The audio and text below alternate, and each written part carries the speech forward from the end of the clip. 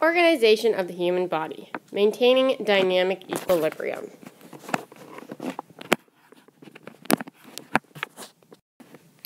The human body is made up of more than 100 trillion cells. The cells are organized by similar shapes and functions. See here we have red blood cells. We also have white blood cells. The tissues are a group of similar cells that work together. The human body has 4 different types of tissue. The tissue described in the picture to the right are epithelial cells. Epithelial cells can be covering tissue that protects inner and outer surfaces. Skin is a great example. Connective tissues. These are tissues that support other tissues and bonds tissue together. Muscular tissues allows for movement. To the right, we have smooth muscular tissues. You can have serrated muscular tissues as well. Nervous tissues. These are tissues that send messages to and from the brain and allow us to respond to the environment. Organs. These consist of several tissues working together to perform a certain function. For example, your heart is working together with your muscle tissues that contract to send the blood through by connective tissues throughout the body. The heart beats because nerve tissues in the heart give the heart a signal. The heart is found in a protective sac, the pericardium, which is epithelial tissue.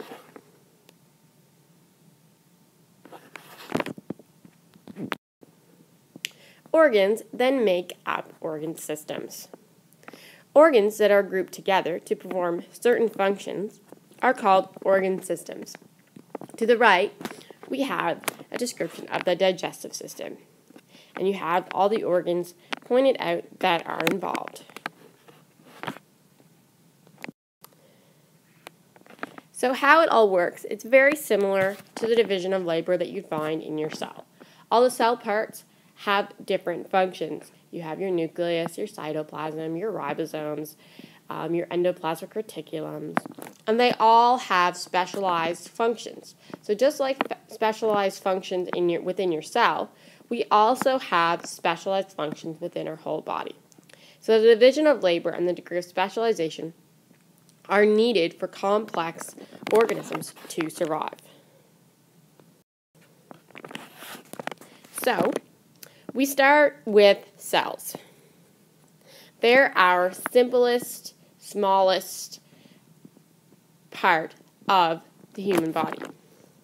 Then we go to tissues. Tissues are made up of cells. Then we get to organs, which are made up of tissues and, of course, cells.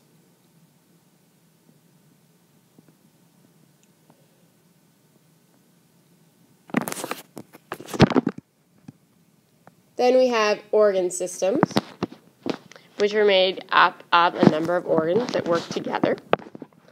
Then within an organ system, we have an organism that is made up of various organ systems. Then when we go outside the organism and into an ecosystem, we have populations. So we'll have populations of the same organism. These populations live in communities with other organisms, which live in ecosystems. And ecosystems make up a biosphere. But what is a biosphere? A biosphere is a place on Earth where life exists. Biospheres are made up of 3 different spheres. We have the atmosphere for air. We have the hydrosphere for water. And you can think of that as your oceans and lakes and rivers and streams and ponds. And we have our lithosphere, which is land.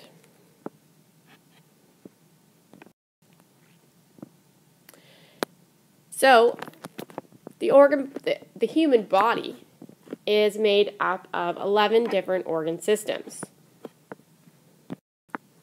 So, the organ systems that we'll be looking at are specifically, we'll look at the respiratory system, we'll look at the circulatory system, we'll look at the digestive system, and the urinary system.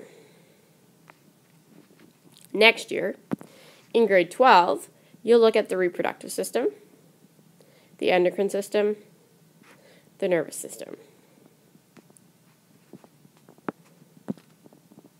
The other systems that are also involved, we just don't go in as much detail, are the skeletal, muscular, and epithelial, and the lymph system. Actually, we will look at the lymph system within the circulatory and digestive and urinary systems.